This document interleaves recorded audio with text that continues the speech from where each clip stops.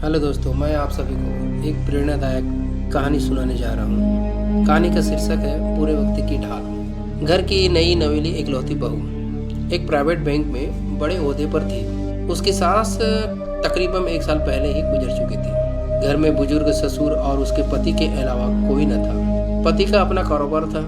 पिछले कुछ दिनों से बहू के साथ एक विचित्र बात होती।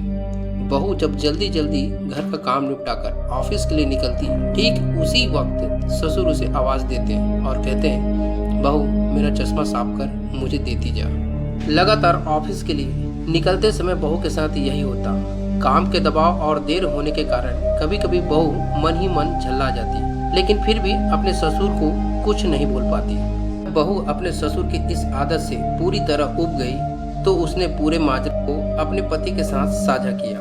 पति को भी अपने पिता के इस व्यवहार पर बड़ा ताज्जुब हुआ, लेकिन उसने अपने पिता से कुछ नहीं कहा। पति ने अपनी पत्नी को सलाह दी कि तुम सुबह उठने के साथ ही पिताजी का चश्मा साफ करके उसे कमरे में रख दिया करो, फिर यह झमेला समाप्त हो जाएगा।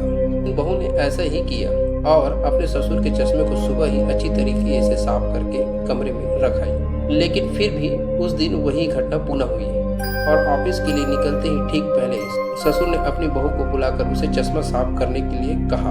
वो गुस्से में लाल हो गई, लेकिन उसके पास कोई चारा नहीं था। बहू के लाख उपायों के बावजूद ससुर ने उसे सुबह ऑफिस जाते समय आवाज देना नहीं छोड़ा। धीरे धीरे समय बीतता गया और ऐसा ही कुछ वर्ष निकल गए।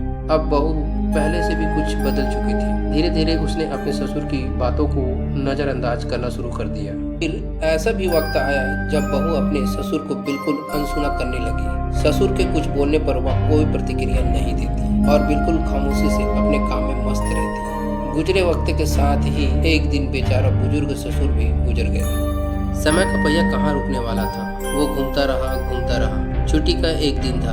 अचानक बहू के मन में घर की साफ सफाई का ख्याल आया। वो अपने घर के साफ सफाई में जुट गई। तभी सफाई के दौरान मृत ससुर की डायरी उसके हाथ लग गई। बहू ने जब अपने ससुर की डायरी को पलटना शुरू किया तो उसके एक पन्ने पर लिखा था, दिनांक 24 अगस्त 2009।